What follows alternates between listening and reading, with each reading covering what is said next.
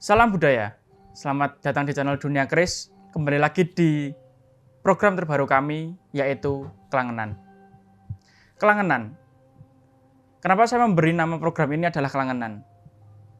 Karena secara harafiahnya, arti daripada kelangenan adalah sebuah hal yang kita sukai, atau bisa jadi kegemaran, kesukaan, bahkan kesenangan.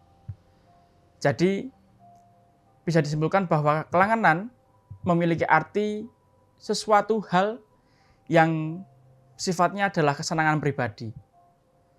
Maka dari itu kami hadirkan pada video kali ini, pada kesempatan kali ini, kita akan membahas sebuah keris yang memang berpotensi atau memiliki kualitas yang mampu masuk ke dalam kategori koleksi pribadi.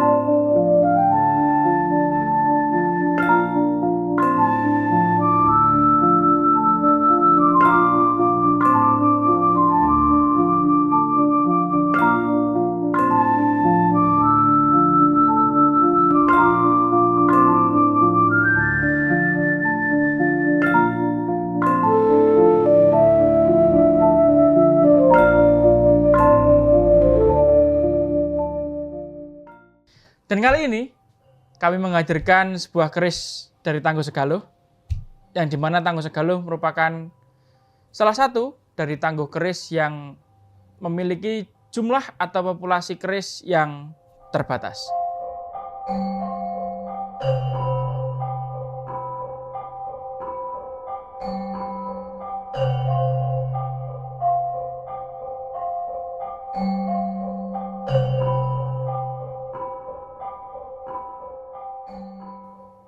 Dan ini adalah penampakan dari kerisnya, yang dimana sudah terlihat jelas ciri khas atau ciri khusus daripada Tangguh Segaluh itu sendiri.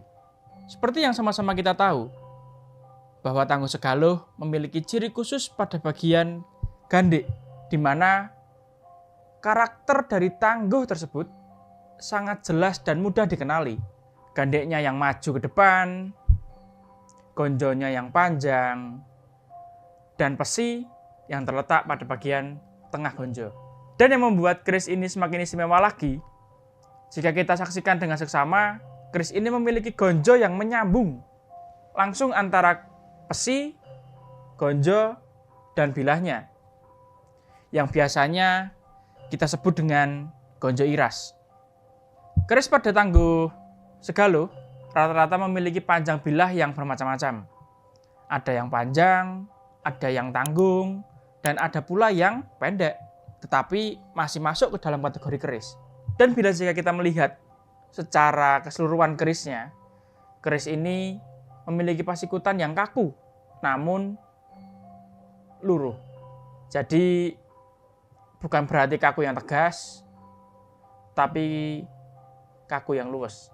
Sejauh yang saya jumpai, keris dengan Tangguh Segaluh rata-rata muncul dengan dapur sempono. Dan kebetulan keris yang kita bahas saat ini juga memiliki dapur sempono. Dengan ricikan sekar kacang, jalen 1, lambe gajah 1, dan tak lupa juga dengan pejetannya pada bagian gandek. Serta jika kita menilik ke dalam bagian wadidangnya, juga terdapat gereneng, walaupun sudah termakan korosi atau terkena korosi. Hal tersebut juga berdampak terhadap look yang dimiliki oleh keris ini. Karena umumnya look pada Tangguh Segaluh itu memang hemat. Tetapi karena faktor korosi, membuat look yang hemat menjadi lebih samar. Jadi terkesan keris ini adalah keris lurus, padahal jika kita perhatikan lebih teliti lagi, rancang bangun dari keris ini adalah keris look. Jadi secara keseluruhan kondisi bilahnya bisa dibilang keutuhan daripada bilah ini masih sekitar tersisa 85%. Lalu jika kita melihat bilah pada keris ini, kita akan menyadari ada hal yang tidak biasa terdapat pada keris ini, yaitu pamor udan mas. Yang dimana sejak awal saya mendalami Tusan Aji, hingga saat ini, biasanya pamor udan mas muncul pada keris-keris lurus, pada dapur brojol, pada dapur tilam upih. Tetapi berbeda dengan keris ini. Keris yang satu ini, dimana pamor udan mas muncul pada keris Luk 9 berdapur sempono. Selain keistimewaan yang ada pada keris ini juga membawa sandangan yang memiliki nilai tersendiri. Antara lain, jika kita melihat pada bagian warangkanya, terdapat kayu cendana wangi iras yang menambah kesan elegan pada sandangannya. Tak luput mulai dari deder, mendak, warangka, dan juga pendoknya. Secara keseluruhan, keris ini memiliki sandangan yang lamen atau lawasan, sehingga tampilan yang disuguhkan oleh keris ini terlihat demes dan wingit.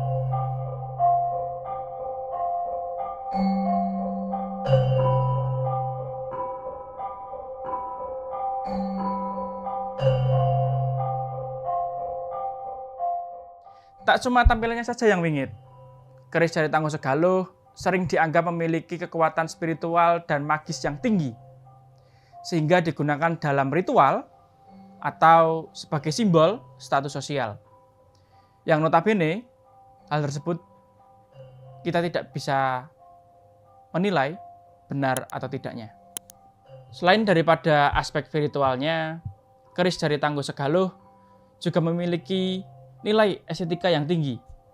Dilihat dari bahan materialnya, warna pada bilah keris Segaluh terkesan hitam dan sedikit pucat kehijauan. Besi yang seolah kering disertai juga dengan pamor yang tandes dan kalem, menggambarkan mutu dan bahan besi serta baja berkualitas tinggi. Jika kita menilik perihal sejarahnya, Segaluh merupakan salah satu kerajaan kecil di Jawa, berkisar pada abad 12 atau pada abad 13. Secara geografis, Kerajaan Segaluh terletak pada wilayah yang sekarang menjadi bagian dari Jawa Barat. Kerajaan Segaluh sendiri memiliki peran penting dalam sejarah Jawa, terutama dalam konteks politik dan ekonomi. Meskipun tidak sebesar kerajaan-kerajaan besar lainnya seperti Mataram, Majapahit, Segaluh tetap memiliki pengaruh signifikan dalam perkembangan sejarah, dan itu bisa kita lihat juga pada dunia Tusan Aji. Tentunya keris, karena secara estetika hanya di Tangguh Segaluh saja yang mampu memiliki karakteristik atau ciri khas pada gandek yang maju ke depan. Tentunya keris ini kami alih rawatkan, di mana panjenengan semua bisa menanyakan lebih detail atau meminta foto langsung dari keris sempono udan mas Segaluh ini. Yang tentunya keris yang terdapat pada program kelangenan ini bersifat koleksi pribadi, sehingga tidak akan kami maharkan melalui website, Instagram, dan juga TikTok Dunia Keris. Dengan demikian, diharapkan mampu mempertahankan nilai eksklusif pada keris yang kita babar pada program kelangenan ini. Untuk info lebih lanjut, silahkan hubungi saya melalui nomor yang tertera di bawah ini. Sekian dari saya. Tentunya ke depan, kelangenan akan menampilkan keris-keris koleksi lainnya. Sampai jumpa dan mari terus melestarikan budaya Nusantara. Yang muda, yang berbudaya. Rahayu, rahayu, rahayu.